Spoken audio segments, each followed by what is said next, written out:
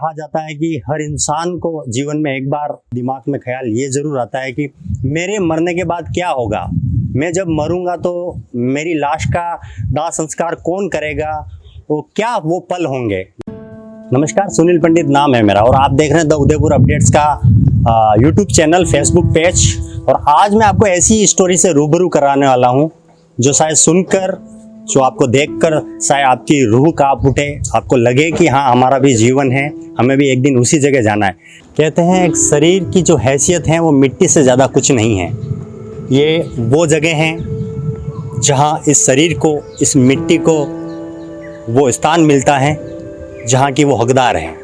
दरअसल मौत तो एक सच्चाई है जिससे हर व्यक्ति को हमें रूबरू होना है, हर व्यक्ति को उस राह पे जाना है। और मेरे हिसाब से मौत वो चीज़ है जिसके भय से हर दुनिया में अच्छे कार्य हुए। अशोकनगर शमशान घाट में उदयपुर के करीब बहुत सारे लोगों का दाह संस्कार हो चुका है, लेकिन अभी हम जिस वजह से यहाँ खड़े हैं बड़ी रोचक वजह हैं। उदयपुर के एक ऐसी संस्थान है, उदयपुर के ऐसे युवा हैं और ऐसे लोग हैं जो अनाथ शवों का, लावारिस शवों का दाह संस्कार करते हैं।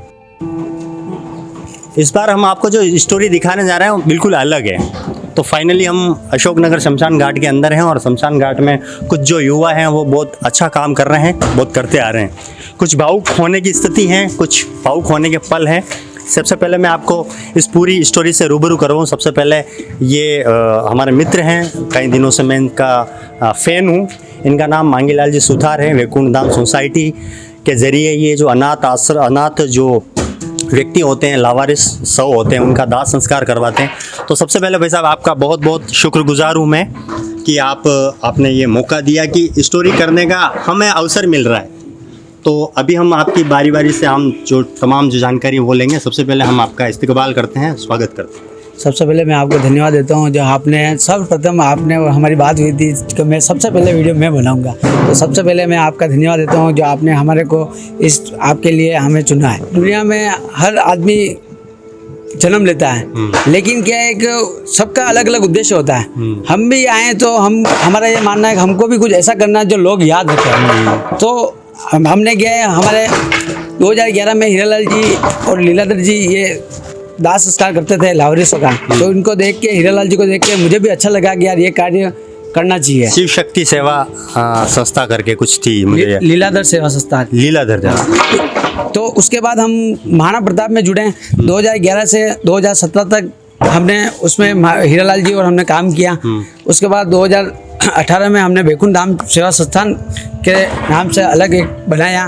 और अभी तक शहर से जितनी भी लावारिस डेड बॉडियाँ मिलती है, तो अभी तक हम 2-3 साल में कम से कम 190 कर चुके हैं। बिल्कुल, हम आपसे पूरी जानकारी लेंगे। सबसे पहले आप ये बताएं कि आप क्या करते हैं, आपके काम के बारे में। अभी आप लाइव देख रहे हैं कि अभी वो हम आपको ये जानकारी इसी हम चाहते थे कि किसी ऑफिस में जाके या किसी स्टूडियो में ले जाके हम आपको ये सारी स्टोरी बताएं, लेकिन यहाँ बताने की जो चीज़ है वो एक सच्चाई आपके सामने रूबरू आए।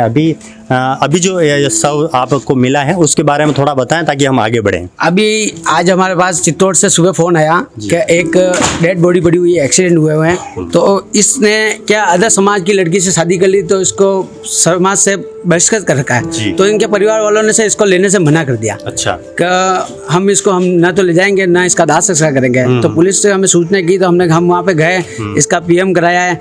अब हमारे सब जितने सदस्य हैं, गोपाल वगैरह, हम इनको यहाँ पे लेके आए हैं। इसका अब हम रीति रिवाज से बिल्कुल दाह संस्कार करेंगे यहाँ पे और विधि विधान से सब कुछ करेंगे। बिल्कुल हिंदू रीति रिवाज के साथ में ये अभी इनका दाह संस्कार करेंगे और इनके जो जितने सहयोगी हैं, साथी हैं, वो इन काम में जुटे हुए हैं। तो भाई साहब, सबसे पहले मैं आपसे ये प्रश्न पूछना चाहूँगा कि आपको ये सूचना मिलती कहाँ से है? ये बॉडी आपको किस तरह से आप इसको ला सकते हैं, उसकी प्रोसेस बताएं। सबसे पहले ये हमारा क्या वहाँ पे जैसे कि लावारिस करते हैं, तो हर विभाग प्रशासन को करीब सबको सूचना है कि हम लोग इसका दाह संस्कार करते हैं। तो वो हमें यहाँ से फ़ोन करके सूचना देते हैं कि साहब ये एक लावारिस डेड है, अब कोई भी करने वाला नहीं है, तो आपको आना पड़ेगा। तो हम लोग वहाँ पे जाते हैं। उसमें क्या है, पूरा पंचनामा तैयार होता है। फिर हम उनसे एक फर्ज सबूती भी लेते हैं ताकि हमारे भी कल कोई भी हो तो हम इसको रिकॉर्ड पे बता सकते हैं। अच्छा। तो हमें ये हमेशा प्रशासन द्वारा सौंपी जाती है, प्रशासन द्वारा सौंपी जाती है। उसके बाद हमारे क्या है कि हम वहाँ से हमारे एक शंकर दयाल जी शर्मा हमसे जुड़े हैं, तो वो हमारे साथ निःशुल्क वहाँ से एम्बुलेंस से यहाँ अशोक नगर तक हमें यहाँ पे बॉडी भेजने का कार्य करते हैं। अभी जो बाहर एम्बुलेंस पड़ी हैं, जिनके ये चालक भाई साहब हैं, ये उस एम्बुलेंस को चलाते हैं, इन्होंने भी बहुत अच्छी जानकारी दी। भाई साहब, आप कितनी लाशें अभी तक अपनी एम्बुलेंस में लाए हैं? 5 लाशें लेके आए। 5 लाशें लेके। अच्छा, तो करीबन आप ही लाने का काम आप ही होता है बाहर जो जितने सारे होते हैं? हमारा ही होता है। अच्छा, कभी आपने ऐसा भयानक हादसा या ऐसा कुछ आपने देखा कि आपको लगा हो कि वाकई में पीड़ादायक है, आपको घर पे जाने के बाद में, बॉडी लेने के बाद में आपको खुद को ही ऐसा लगा हो कि यार आज तो बहुत बुरा हुआ है, या इस तरह का कोई कभी फील कोई वो आप बताएं थोड़ा? वो तो लगते है ना सर, लगता है ना। क्या सोचते हैं आप फिर? सोचते हैं ना यार, आगे पीछे उनके कोई नहीं होता है, तो वो लावारिस टाइप है। अभी जैसे इन्होंने शादी कर ली, दूसरी शादी की, तो दूसरी शादी करने पर जैसे कि इनका माँ बाप होगा, बच्चे बच्ची होंगे, लेकिन ये दूसरी लुगी लेके भग गया, तब इनके कोई लाने वाला नहीं है, तो ये लावारिस।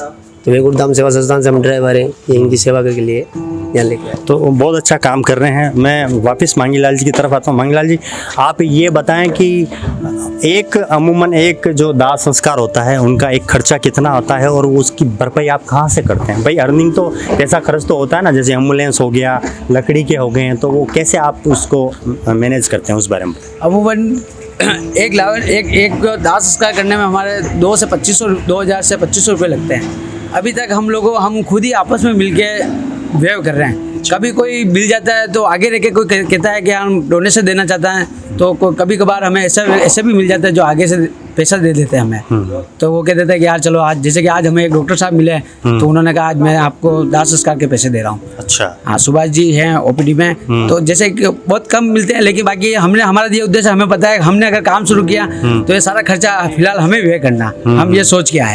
ऐसा नहीं है कि हम किसी के पहले से तैयारी करके आए, आप माइंड को सेट करके आए? हाँ, भले कुछ भी होगा, हम कोई कहीं से भी लाएंगे, लेकिन हमने अपने हिसाब से करेंगे। हाँ। आपकी शॉप भी है, और आप क्या करते हैं उस बारे में सबसे पहले ये बताएं। मेरा सब्जी की दुकान है, 2 दुकान किराए पे भी दे रखी है। इसके अलावा मेरा लोगों को हेल्पिंग करने का काम ही है, करीब लोगों का। तो और सबसे बड़ी बात ये, हम अगर अच्छा काम करें तो देने वाला ही वही है, सीधी सी बात है। तो हम भी कोई ज़्यादा बचा के यहाँ नहीं रखना है, जो क्यों है, हमारे माता पिता ने भी कुछ उन्होंने कहा कि तुम खुद करो, पीछे की मत सोचो, अगर तुम मेहनत करके कमा रहे हो तो वो भी मेहनत करके कमा लेंगे। आपकी एक बात याद आती है कि जो ये सारा काम करते हैं अपने साथियों के साथ में, जो अच्छा काम करते हैं, उसकी प्रेरणा आपकी मम्मी से मिली आपको? बिल्कुल, क्यों आज अगर कोई भी काम करते हैं, अगर घर वाले अगर साथ नहीं होंगे तो हम ये काम नहीं करते। और मेरी माँ से बिल्कुल ही हर चीज़ से मैं प्रेरणा ली है, और उससे जो सीखा है बहुत कुछ सीखा है। इतना तो मेरे को किसी से ज्ञान भी नहीं मिला है। वो हमेशा कहती है कि अपने दूसरों की मदद करते रहो, और मेरा उसका बहुत सपोर्ट है, तो मैं आज ये काम कर पा रहा हूँ। क्यों आज कि ऐसे काम के लिए तो माँ बाप भी बहुत कम लोग तैयार होते हैं। कभी आपको ऐसा नहीं लगता है कि भाई मैंने तो गलत ट्रैक पकड़ ली, उसमें तो खर्चा ही खर्चा हो रहा है, समय भी हो रहा है, ऐसा कभी आपको लगा या लगता है कभी? कभी भी ऐसा नहीं लगा। मैं तो, और मेरे घर वालों ने कह रखा है आपने चिंता नहीं करनी, तो काम करता जा, नहीं होगा तो पैसा आ रहा है बस। तो हमें आज दिन तक, मेरे को जब से मैं इस अलग से बनाई है, मुझे किसी चीज़ की परेशानी हुई है। मुझे देखो, मैंने अच्छा काम किया, मुझे अच्छे लोग जुड़े हैं मेरे बाद में। ये नंदराज जी हैं जो यहाँ बाद पीछे मेरे जाने के बाद पूरी चीज़ ये संभालते हैं। अगर हमें जल्दी भी जाना होता है तो ये कहते हैं आप मांगीलाल जी जाओ, मैं पीछे में इसको बिल्कुल व्यवस्थित करके फिर घर जाऊँगा। अच्छा, आपका नाम क्या है? नंदू भाई। नंदू भाई, क्या करते हैं सर आप? यहाँ शमशान में देख रेख करता हूँ। अच्छा, शमशान में आपकी ड्यूटी नहीं? ड्यूटी नहीं है, एक सेवा है। अच्छा, सेवा करते हैं। तो मतलब वैकुंठ धाम सोसाइटी के अगर किसी व्यक्ति को बाहर जाना है या जल्दी होती तो सारा काम आप अकेले ही करते हैं? कर लेते हैं। अच्छा, ये भी है हमारे, ये सारे जैसे ये सारे साथ में मिलके हम करते हैं। जैसे कभी ये बाहर होते हैं तो फोन कर देते हैं। अच्छा मांगीलाल जी, बहुत मतलब पहली बार मुझे ऐसा लग रहा है कि भाई मैं जिस जगह आया हूँ उस जगह अपने आप में बहुत बड़ी है, और मैं जिस जगह आया हूँ मैं खुद अपने आप को छोटा महसूस कर रहा हूँ। तो कभी आपको ऐसा लगा कि भाई बहुत सारी चुनौतियाँ आती है जीवन में हर काम करने में? ऐसा थोड़ी होता है कि भाई डायरेक्ट काम कर रहे होंगे। कभी जीवन में ऐसी चुनौतियाँ आई कि आपको लगा कि भाई अब ये काम मैं आगे नहीं बढ़ा पाऊँगा? हाँ बिल्कुल। कभी कभी क्या होता है जैसे कि हमें महीने में कभी हफ्ते में 6 बोरी एक साथ मिल जाती है। अब घर पे भी जैसे कि दूसरा काम ही होता है, हो सकता है देखो सब भी बिजी रहते हैं, सबका अपना व्यापार भी है, क्यों ऐसा कोई नहीं, कोई भी सक्षम है तो मैं उनके लिए भी सोचता हूँ यार कि बेचारा जब मैं फ़ोन करता हूँ तो उठ के तो आ जाते हैं, लेकिन यार उनका नौकरी छोड़ के आते हैं। कभी ऐसा नहीं होगा उनको मेरी वजह से कि काम की वजह से उनको कोई निकाल देवे, उनको नुकसान हो जाए। तो कभी कभी हमें ये लगता है कि यार कि इस काम को और आगे नहीं बढ़ाना चाहिए, पर लेकिन लगा है कि नहीं यार अब तो हमारा कॉन्फिडेंस इतना हो चुका है कि हमारे संगठन में से अगर एक व्यक्ति भी हो ना तो अकेला इसको दाह संस्कार कर सकता है। अच्छा, ये उसमें अपने आप में बिल्कुल कॉन्फिडेंस है कि वो मैं अकेला जाऊँगा तो मैं अकेला भी करके आऊँगा। क्यों कि नंदू भैया यहाँ रहते ही हैं और एम्बुलेंस वाले वहाँ से लेके आते हैं तो 2 व्यक्ति हो जाते हैं, तो 2 व्यक्ति आराम से दाह संस्कार कर सकते हैं। अभी आपकी टीम में कितने सदस्य हैं? अभी यहाँ तो मुझे आप दिखाएं कैमरामैन से, योगेश सुगवाल इस पूरे नज़ारे को इत्मीनान से कैद कर रहे हैं, पूरे सारी इस वीडियो की रिकॉर्ड कर रहे हैं। तो एक भैया ये हैं इस तरफ और 2 भाई साहब इधर हैं। ये सेवा भैया, क्या नाम आपका? मेरा गोपाल वैष्णव नाम है। भोपाल कहाँ से हैं? उदयपुर से। उदयपुर में किस जगह? अमल कांटा क्षेत्र है। अमल का कांटा। तो आप ये वैकुंठ धाम सोसाइटी से कितने सालों से जुड़े हो? करीबन 2.5 साल से। 2.5 साल से। हाँ, 2.5 साल में करीबन कितनी? 180 करीबन कर दी बॉडी। अच्छा, आपने? लावेज डेड बॉडी। हाँ। अच्छा। और बच्चे हैं उसमें 30-40। ये कभी ऐसा कोई एक मज़र आपने देखा हो कि भाई आपको लगा कि आज तो खाना बिल्कुल मेरे हिसाब से खाना ही नहीं चाहिए, या इस तरह से मन ही खुद टूट गया होगा ऐसी बॉडी देख के? कई बार होता है ऐसी बॉडी जैसे पानी की आती है, बदबू उससे बहुत भारी शक्तिगर होती है, एक्सीडेंट की होती है, और कोई 15 दिन की पड़ी रह गई है तो वो सड़ी गली कीड़े पड़ गए हैं, ऐसे कई बार देखी है। अच्छा। हाँ, कई बार। बस आपका क्या नाम? कन्हैया लाल। कन्हैया लाल जी, कहाँ से सर आप? मैं हिरन मंगरी। हिरन मंगरी। आप कितने साल से यहाँ जुड़े हो? 2.5 साल हो गए जुड़े हुए। 2 साल। तो क्या ये काम करके आपको क्या फील होता है कि मुझे ये आगे जीवन भर प्रयत्न करना चाहिए, या फिर जो मैं कर रहा हूँ वहाँ तक जहाँ तक हो वहाँ तक करना चाहिए? क्या आपने इसको पूरा लक्ष्य या चुनौती समझ के ये काम बढ़ा रहे हैं, या फिर क्या कैसे हैं, शौक से? बोलिए आप चुनौती समझो या बोलिए हम तो ये जानते हैं कि सेवा करने निकले हैं।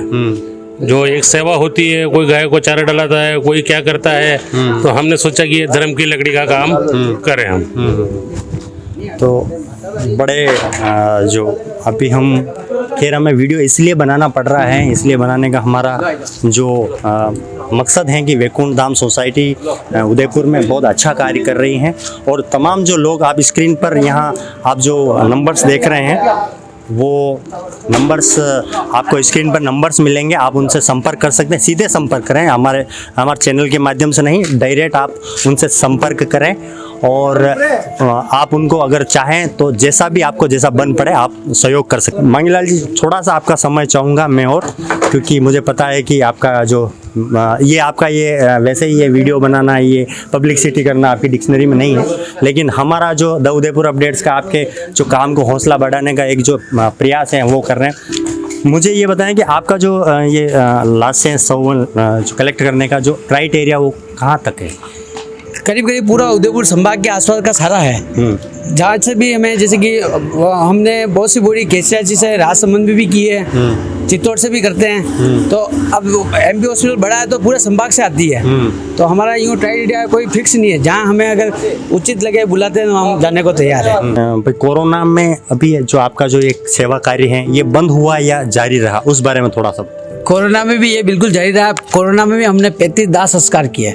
जब ऐसी स्थिति हो रही, रोडों पे कोई भी नजर नहीं आ रहा था, ऐसे बहुत से केस भी देखे जो परिवार वाले खुद अपनी परिवार वालों को हाथ लगाना पसंद नहीं कर रहे थे। उस टाइम में भी लावारिस को हम बिल्कुल व्यवस्थित दाह संस्कार, इसी विधि विधान से दाह संस्कार कर रहे थे बिल्कुल।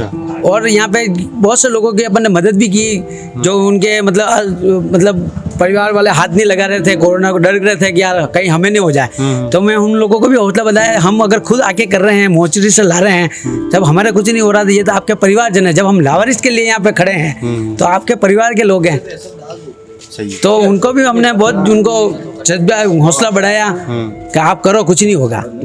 हाँ, एक और ये कि कोरोना में हमने सुना था, जब मैं भी मार्केट में ही था, हम जैसी हमारी फील्ड पत्रकारिता को लेकर, तो आप जो खाने के जो पैकेट्स वितरित करते थे उसको लेकर काफ़ी कुछ चर्चा में रहे थे और उनको काफ़ी आपके लोगों की सराहना मिली थी।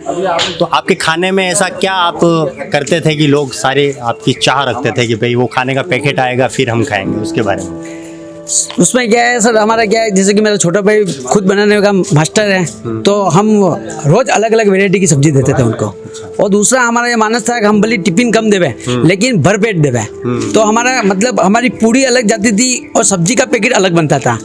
और मतलब हम क्वांटिटी में मात्रा देते, भले उन लोगों को हो सकता है शाम को ना खाना नहीं भी मिले, लेकिन हम उनको देते वो दोनों टाइम खा सके। तो उनको मतलब उनको हमारी वो इंतजार रहता था कि यार हम देवें तो उनको जो हम खाएंगे। और हम बिल्कुल हर सब अलग अलग वेराइटी में दिया, कभी भी हमने ऐसा नहीं है कि आलू साग कंटिन्यू दिया, ऐसा कुछ भी नहीं है, हमने अलग अलग वेराइटी में काम दिया।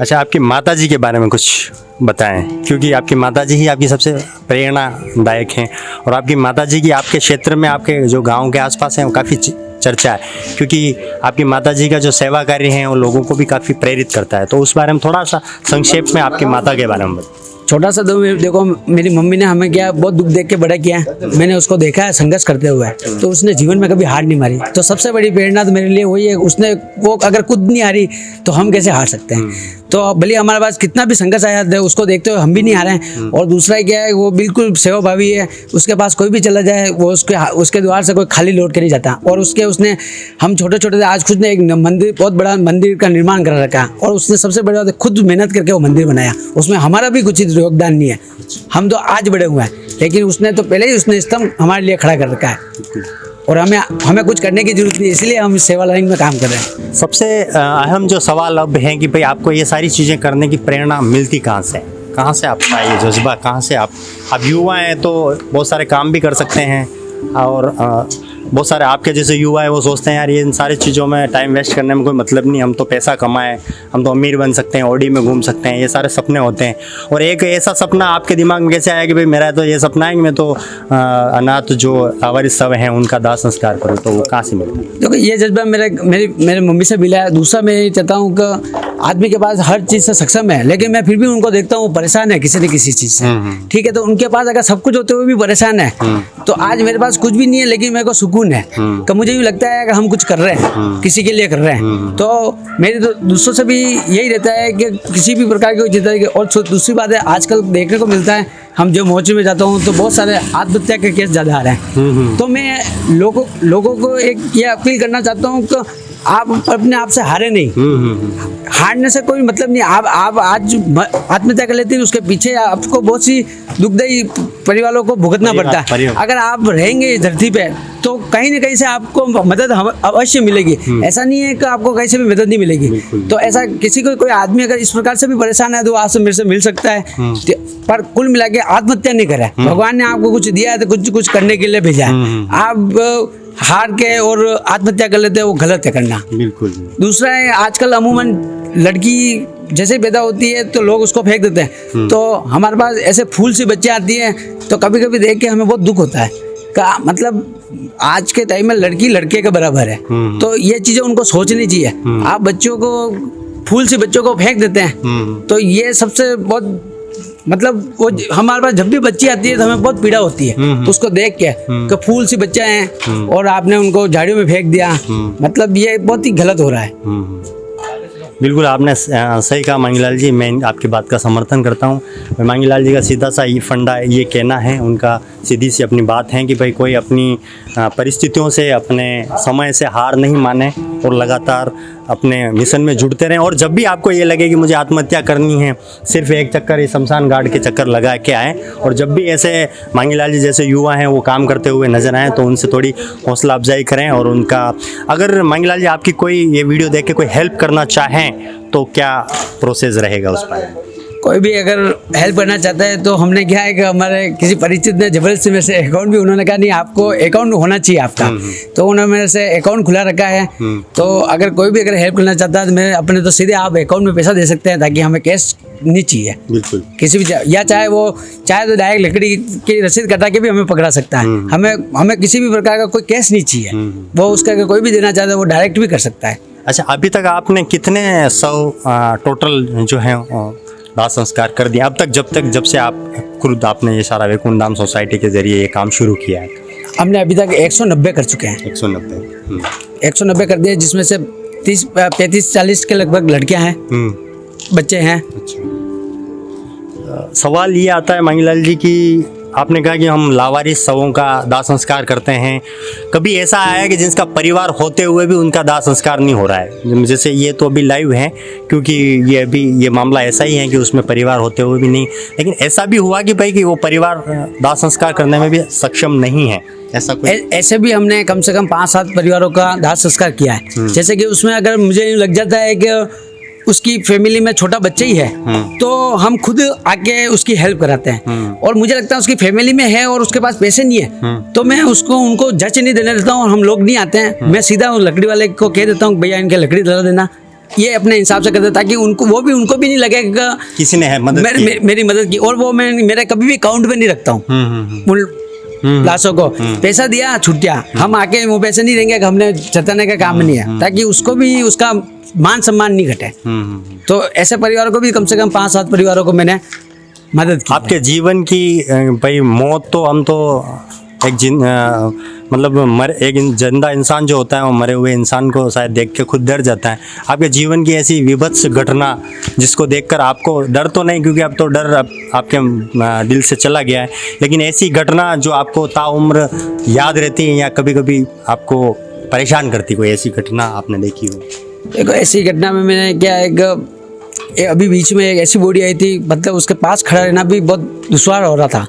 तो हमने मतलब उसमें यूँ लग रहा था कि बिल्कुल आज शाम को जाके खाना भी नहीं मिलेगा, क्यों उसकी हालत देख के हमको बहुत वो हुआ। तो बहुत से क्या है कि लोग कहीं भी जाके डूब के मर जाते हैं, तो मेरा वही मानना है कि ऐसे लोगों को आत्महत्या नहीं करनी चाहिए। बिल्कुल। तो आप द उदयपुर अपडेट्स के चैनल पर ये पूरा देखें, और ये मांगीलाल जी हैं, उदयपुर से हैं, वैकुंठ धाम सोसाइटी से हैं, और मेरे हिसाब से आप सहयोग करें या ना करें, लेकिन जब भी ऐसे लोग जो सेवा भाव से आगे उठते हैं, चाहे कैसा भी किसी भी प्रकार की सेवा है, उनका हौसला बुलंद करिए, और ऐसे लोग अगर आपको मार्केट में बाज़ार में कहीं दिख जाते हैं तो उनको रोक के शाबाशी ज़रूर कीजिए। शुक्रिया, धन्यवाद, आभार, जय हिंद।